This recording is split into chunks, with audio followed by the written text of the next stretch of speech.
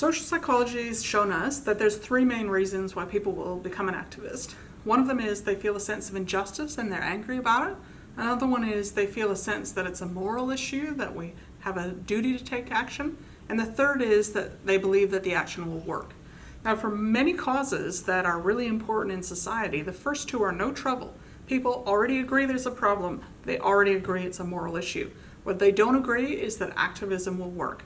Activism for a lot of people is a waste of time. So how should you respond to those people? What can you say to help them change their views? The first is to make explicit your theory of change.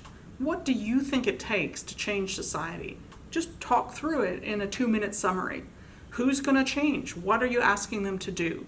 Who are the specific people involved, and what specific actions are they going to take?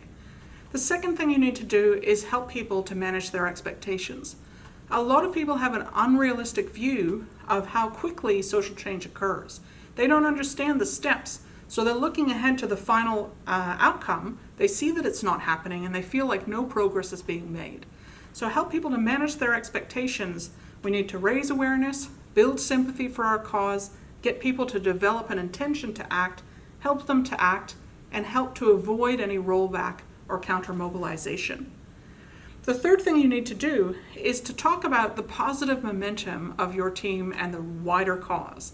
A lot of the time, people will be frustrated because the problem has been known for a long time, perhaps even just a few months, but for some teenagers that could be a long time. The problem is known and no one has solved it. That makes people angry and upset.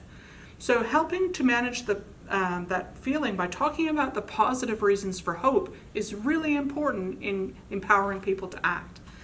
Set a time frame and talk about how in the last few weeks people have started to raise the issue in the media. In the last few years, more and more celebrities and voices have spoken out on the issue.